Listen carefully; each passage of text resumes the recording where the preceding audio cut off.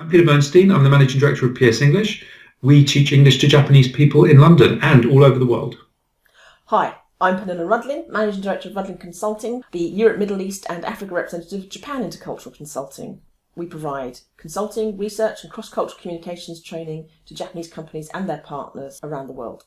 So, welcome to our series about the top 3 things Japanese people find difficult about speaking in English. So, Peter, when and why did you set up PS English? I started PS English in 2001. I was a private teacher teaching Japanese people and other nationalities in North London. I had my own little team of students. Gradually, though, I started to teach more and more Japanese students, and it became clear that there was a market for teaching English to Japanese people because of the hugely different requirements that Japanese people had. Right. So what kind of Japanese students do you tend to get? Our number one group are Japanese business people. Right. We teach them evenings, weekends, usually after work. Their families as well. And then there's a huge variety of academics, civil servants, self-employed people, university students and kids as well. So there's a huge variety, but I'd say Japanese expats in London over here for 2 to 5 years are our main group of students. So that group then, the Japanese expats, well, what are the main issues that you find that they have? The majority of students come to us saying the same thing, that they have issues communicating with native speakers, particularly with speaking and listening. Most Japanese students tell us that their writing's fine, their grammar's fine, they can read newspapers, but when it comes down to a simple business or social conversation, they struggle in many different ways. Yeah, I think social conversation is also one that comes up a lot in my seminars as well. I try to sort of help them. It almost becomes an English lesson actually to help them with just how to do small talk. But I think you said that you make a distinction between small talk and kind of casual, everyday conversation. What do you mean by that? I think there's a key issue that Japanese people find informal conversations extremely tricky and somehow feel that exposing too much of themselves in a conversation can somehow be seen as showing off or revealing too much about themselves, and therefore tend not to either answer questions comfortably or ask questions, which makes social conversations extremely awkward. Yes. So what kind of things do you recommend they try to say then? If they don't want to talk about themselves, I mean, a clue would then be to get the other person to talk about themselves, wouldn't it? Absolutely. And one of our major pieces of advice is always ask questions, because if you're struggling in a social situation, maybe you're struggling to understand in a group situation, or you're struggling to express yourself, or you're shy or you're nervous, a simple question, such as how was your weekend? Yeah, that's the classic, yeah. Can be extremely helpful for the Japanese student. In our lessons, we sometimes provide a list of 10 or 20 quick, spontaneous questions and answers, where the students can practice, of course, answering those questions, which sometimes can be very difficult for them. Such as we said, how was your weekend? How was your family? What are you doing for Christmas? But asking them as well. Yeah. I mean, I often say too that, of course, the British are not that communicative sometimes either. So when you say to somebody on a Monday morning, "How was your weekend?" sometimes British people just go, "Oh, fine." And then, so what do you say to them as a sort of follow-up? What should you say then? Yeah, true to a certain extent, although I find, from experience, I found that British people prefer talking about themselves about 300 times more than Japanese people. That advice about asking how was your weekend usually works. Yeah, usually does. If someone doesn't want to talk about themselves, then of course you've got to try other ones, other ways. Talking about the weather being the cliched. That's the classic.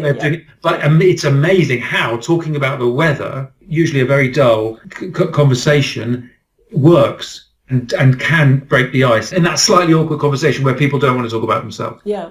What I often say is if a British person just says, fine, then you can say, did you get up to anything? But I think what sometimes Japanese people get slightly wrong then is they might say, what did you do at the weekend? Which is, of course, a bit too intrusive because obviously they might have done something they didn't want to talk about. But I think if you say, did you get up to anything? Then if the British person feels like opening up, they'll say, oh, yeah, I took the kids to, Thorpe Park or something.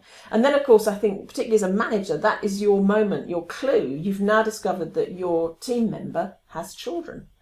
And then you can say, oh, right, so how old are your kids? Then they'll say, oh, they're, 6 and 8. And then if you've got children of the same age, you've now got a kind of mutual interest, a source of small talk for the rest of your time in the UK, really, because you can now talk about your children. Absolutely. I've yet to meet someone who doesn't like talking about their children. So going back to the question you asked, the question you suggested of did you get up to anything at the weekend, you will never hear, without instruction or advice, you'll never hear a Japanese person saying, no. Did you get up to anything at the weekend? Because it's a phrasal verb, talking technical English for the moment. It's a phrasal verb. It's a kind of expression that without instruction or advice, a Japanese person would never, ever use. No. So it's extremely important to become familiar with that, because not only will it help smooth out the social conversation, but also the knowledge of using that phrase will mean that a student will understand it when a native speaker says it. Yeah. It's true. I mean, because the nice thing about that sort of expression is it's very vague. So you don't have to be specific about things. And actually in Japanese, it's the same thing. If you want to tell people that you've got something going on and therefore you have to leave the office, in Japanese you can just say, I've just got a thing I need to do. But conversely, I think when English native speakers are in Japan, they feel they have to somehow explain, that I need to go now because I have to go and pick my children up from school or something like that. You don't. You just have to say, I've got a thing I've got to do. That is the most tricky thing, is it? Just knowing those little catchphrases that work. And also establishing which areas, beyond small talk and beyond talking about the weekend and the weather and the holidays and the children, which other topics are comfortable ones, which are both interesting to the native speaker, but also not too personal, not too controversial. And getting that right. There were 3 years when many people only wanted to talk about Brexit. Some would say it's not a particularly pleasant topic, no. But if you were comfortable holding a basic conversation about that topic, your conversations could go quite far. Another thing we have to make sure we cover in our lessons is that the students have basic awareness of the key sort of news, current affairs, cultural topics that people are talking about in their daily lives, whether it's Saturday night television, whether it's the latest podcast, or whether it's what's going on in the news with Harry and Meghan, or politics. Preferably not politics and something a bit more lowbrow. I quite often say, when I was in Japan myself trying to get better at Japanese, I used to watch chat shows, quiz shows, because they're easy to follow. They also give you a kind of sense of what the current topics are. So I think all those horrible reality shows that I never watch in the UK, I would actually recommend a Japanese person to watch. I would absolutely agree with you. And added to that, in certain situations, is sport. Yes. Yeah, if you're into it, I mean, there's no point. If you're interested in it, and if you're in an environment, for example, in a business environment where many of your colleagues are interested in sport, there's some sweepstake going on, or a fantasy football team going on, or something like that, you need to join in. Yeah.